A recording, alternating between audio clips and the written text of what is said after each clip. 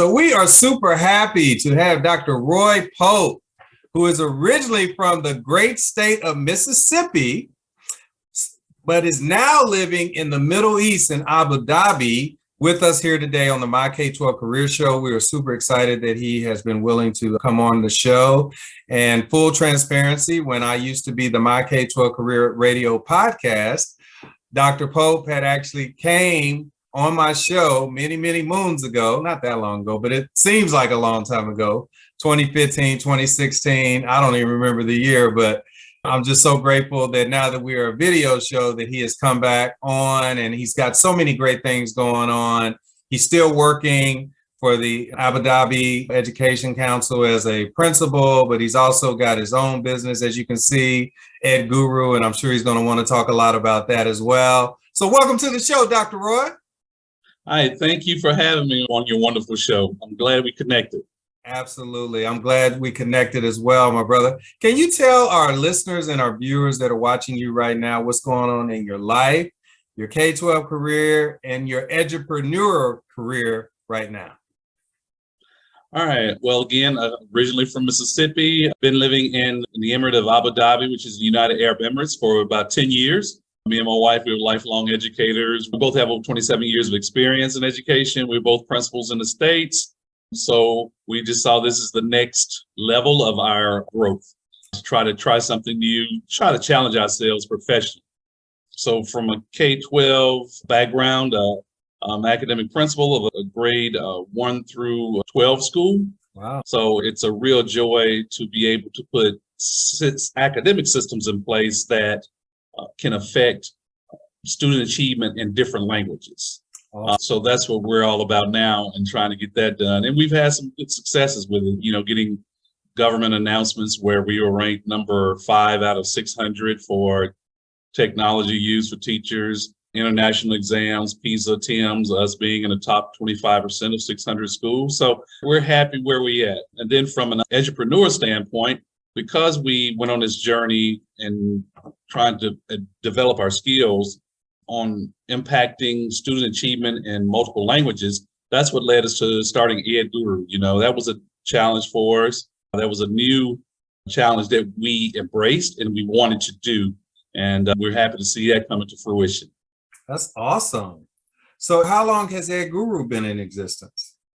EdGuru was actually incorporated in 2016, and then we started fresh out of the gate, just designing the website. What do we want it to look like? Okay. The whole flow, we did, the schematics, laying that out, and we started piecing that together. But we incorporated in 2016. We put it out there in the universe 2018, and it's been really receptive, especially when the COVID pandemic hit and people shifted to online learning. We were able to also pivot and add additional content to the platform that deals with online teaching strategies. So we wanted to make sure that we just address, we're providing a service, a quality service that can help. Sure. So would you say that your organization or EdGuru is a software as a service? They call it SaaS, I guess? Yes, I would most definitely say it is, because the whole concept of EdGuru is all of the content is on the platform. There are no extra steps, hoops that districts have to jump through where teachers can have access to the platform. And then the observation tools that are on it. And all of this is optional, where districts and schools have all of these resources they can use. And we try to put valuable resources on the platform, things that are the hot button topics that people need assistance with, things that are where there isn't ample research on, like, for example, in humanities, there's not a lot of ample research on effective teaching strategies within psychology. Okay. So we really attack those difficult areas to produce content. That's awesome. So when you say some of the things that you offer through EdGuru are optional, or by definition, are you saying they're adaptable to the school districts? Is that what you're saying? Yes, they're adaptable. Yeah, we put everything on the platform, and from the content to the observation tool, the briefing, all of those things, the pre-assessment, where administrators can kind of get a picture of where teachers feel they need assistance in. Then that way you can have some guidance. Also, along also going to where there are suggestions on what teachers can do to improve areas that they feel that they need assistance in. So we try to wrap everything up. That's really, really good. So like when you say that you started this organization in the Middle East, by definition, are you saying it's only in the Middle East, or is it something that is being used worldwide? No, it's something that's actually used worldwide. We wanted to design a online company that was completely virtual. We are based and incorporated, of course, in the US. Sure. But we're able to go wherever our customers want us to go. So yeah, we have schools in the US that use our English content, and we have schools outside of the US that are using our Arabic content. But we've designed it where we can actually go from English to Arabic to Spanish to French, depending on our clients and what they need. Awesome. So who would you say, and I know that this is not a word that a lot of people like to use in business sometimes, but who would you say your competitors are as it relates to this space? Are there people, are there companies out there, or software as a service companies out there that people would readily recognize, so they can just kind of, if there's someone that's listening saying, man, this sounds really, really interesting what Dr. Roy is talking about. We currently have ABC company, and this could be something that we could consider instead of that company. Right. Well, of course, I would always hold up the flag of EdGuru and say you should consider us first. Sure. But one of our competitors would be Frontline. Frontline is pretty prevalent in the US, but one of our district clients, what they're doing is they actually have Frontline, but what people don't understand is you have to load your own content within the Frontline PD module that they have. We have all of the PD. So one particular district, they're going to take all of our PD content, and we're sending it to them as hyperlinks. They're going to load it within that module of Frontline that they have, so they can coexist. And that's less work for the district. Another, I think, competitor that will be closely related to us will be PD 360. Yeah. But then when you look at PD 360 and our design flow, what we did is we actually reached out to clients, school districts, principals, superintendents of these platforms to see what it is they did not like about them. And then we took those and we incorporated that within the design of our platform to make sure those were strengths. But with PD 360, when you look at just the video content, it might seem a little bit possibly outdated. So we made sure that the videos that we designed, we've made that flaw a strength for us, so our videos don't look outdated. That's awesome. Now, I am familiar, just being a principal here in the U.S. with PD 360. When I was in St. Louis Public Schools as a principal, we used PD 360. We also use one of their, I guess, it's a companion software. We use Observation 360 as well. Do y'all have something similar to that in terms of a tool that administrators can use when they go into a classroom and observe teachers? Yes, we do. So our content is one piece, which is similar to PD 360. And then you mentioned they have Observation 360. We have something similar, but we have a little bit more. We have and it's all on the platform. So it's not a separate module where you have to purchase something separate. Once you pay that one price, you'll have access to everything. Wow. So you have the observation tool, you have the pre-assessment tool that teachers can use, which isn't a component of PD 360 or Observation 360. You have the debriefing form. There's an alignment document to show how our standards that we use for our observation tools are in alignment with whether it's Learning Forward or Danielson framework standards, those things. And then we pretty much kind of covered our bases with everything on that. That's awesome. That's really cool. And it seems like that with your baseline software that you offer, it does have the ability to adapt to whatever school district, state, individual school that, purchases the service. Is that correct? That's correct. It's totally adaptable. That's amazing. That's really, really cool. And this just started in 2016. Incorporated it in 2016, just with the name and with the concept. Wow. And it took us about a year and a half, 2 years to actually design it. Because we're avid learners, me and my wife.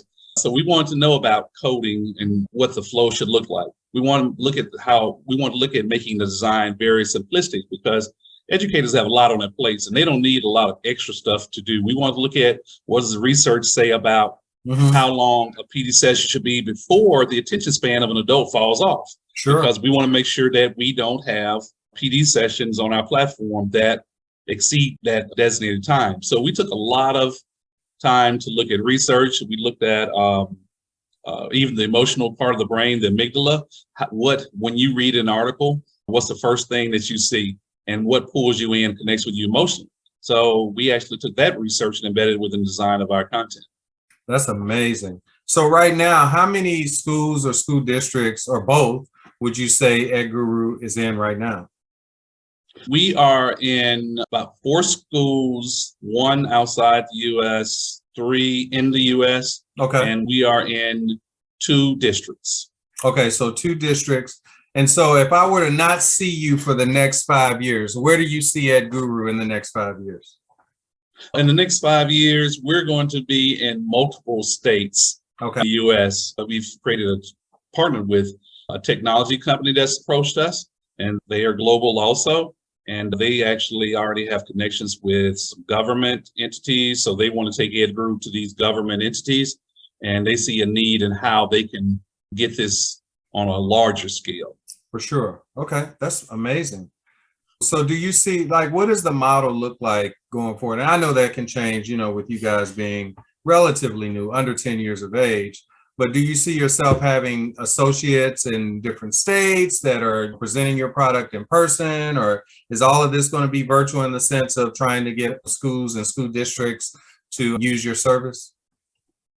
Yes, we do see it being in a few years. We see us having affiliates in each state, and we already have a design. We just have to make it active, where we will be able to anybody that's interested in earning additional income, they can be an affiliate for EdGuru. But we already, to that point now, we already have those resources and marketing information together. So if there's somebody out there that's interested already, all they have to do is just send an email to info@edguru.co and just say, hey, we'd like to be an affiliate for your company.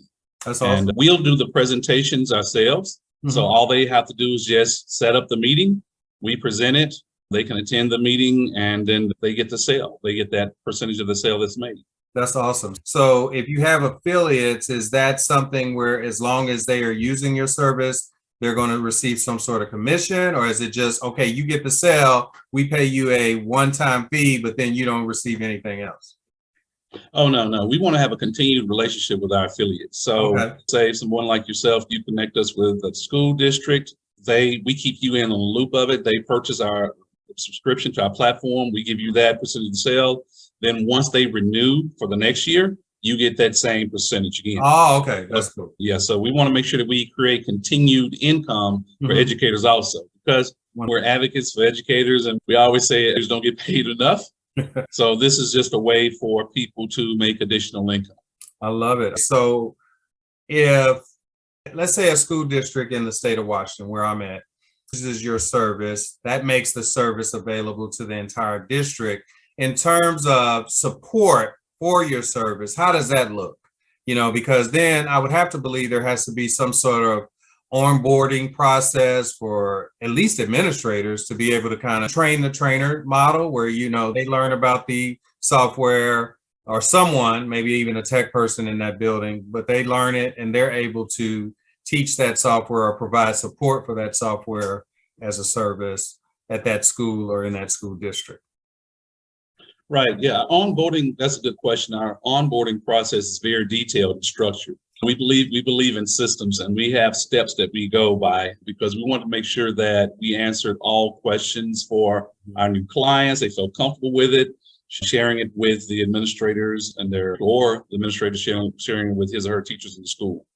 But yeah, we have established manuals that have big details, the arrows, all the bells and whistles, click here, this is what will pop up, this is what this means. Okay. Yeah, our onboarding process is really detailed. Now, beyond having a virtual meeting where we go through that and then we share our screen with you, we also make ourselves available to do presentations to the school district administrators themselves as the school district purchases it, or to the teachers in that building if the school purchases it, just to kind of, again, try to take as much weight off of the shoulders of educators as possible. They're trying to open these doors for us and be affiliates.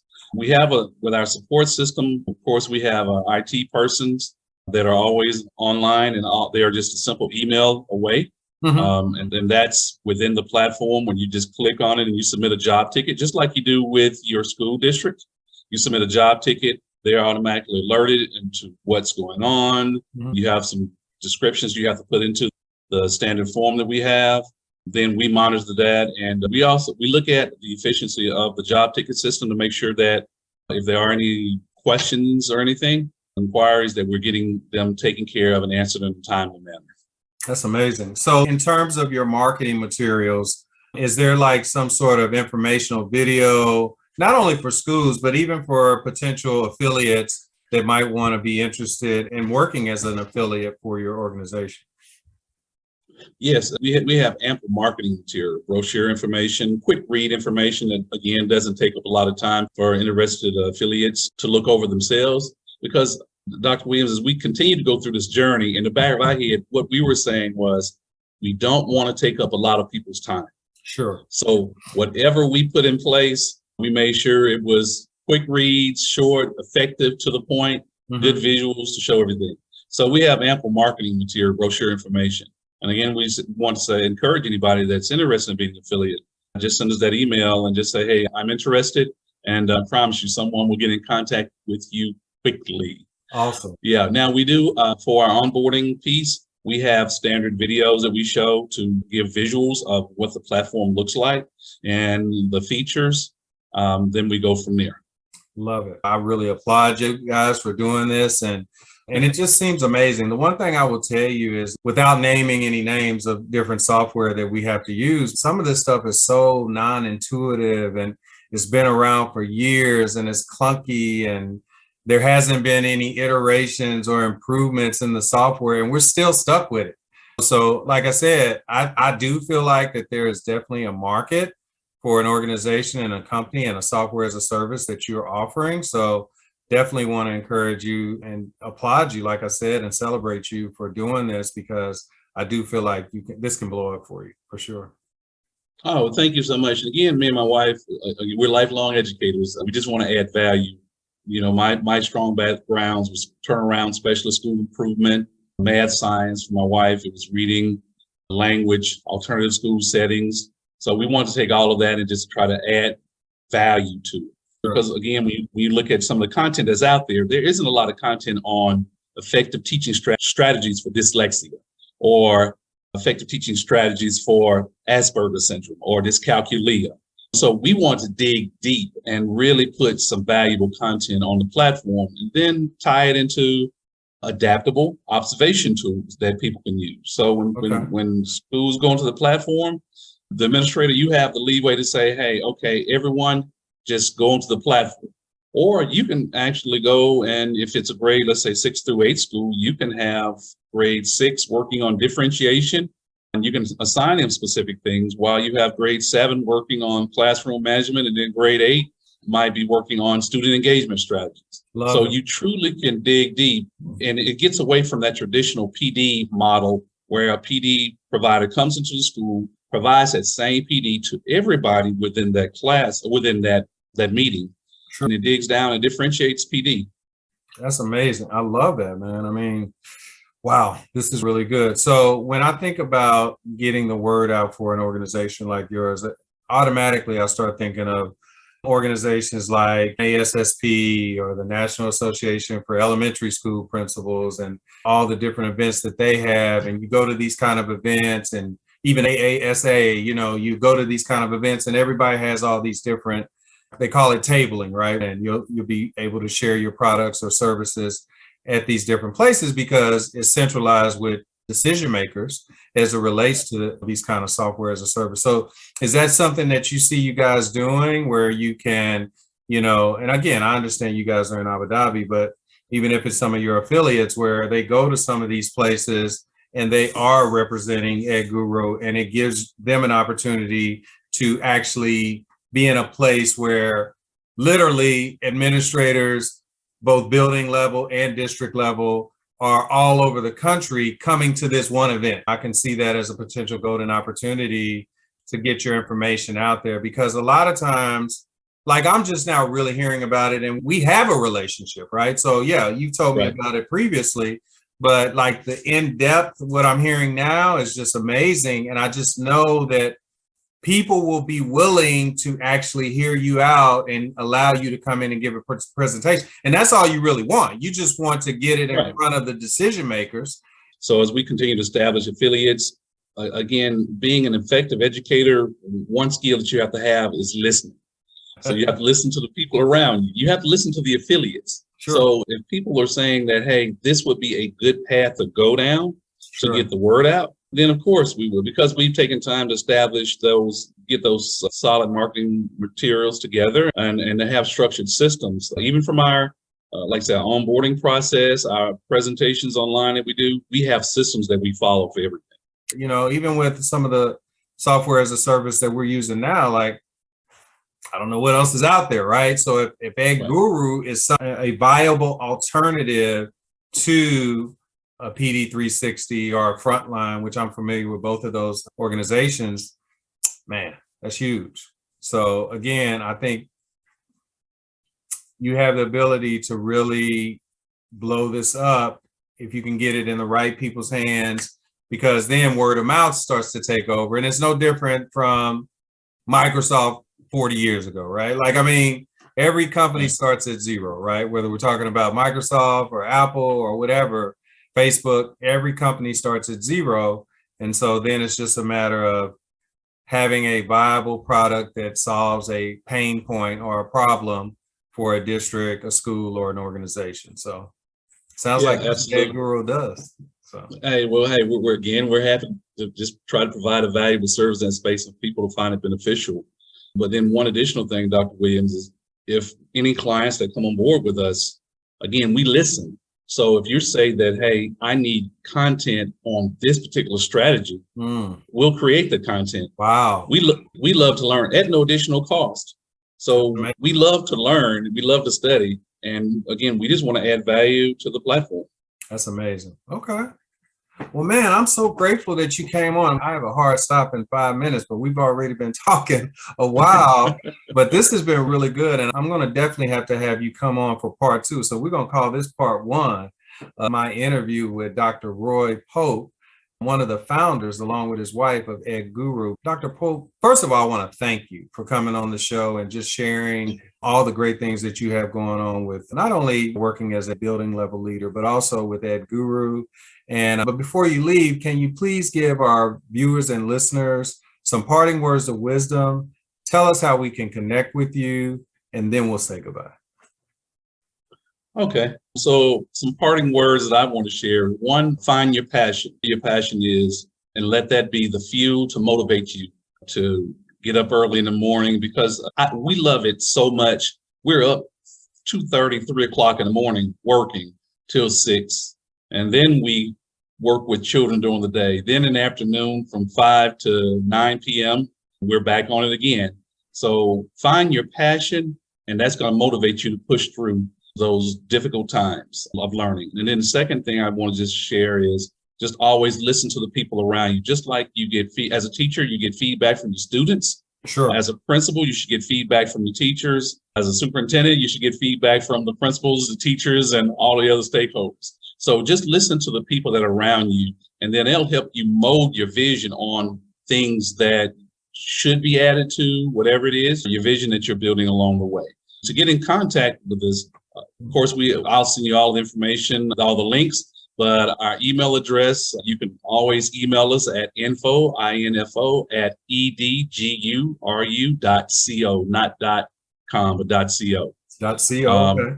Yeah, .co. You can always email us that. And if you Google EdGuru, E capital G, lowercase U, then you'll see us. We're toward the top of Google search. Website is edguru.co.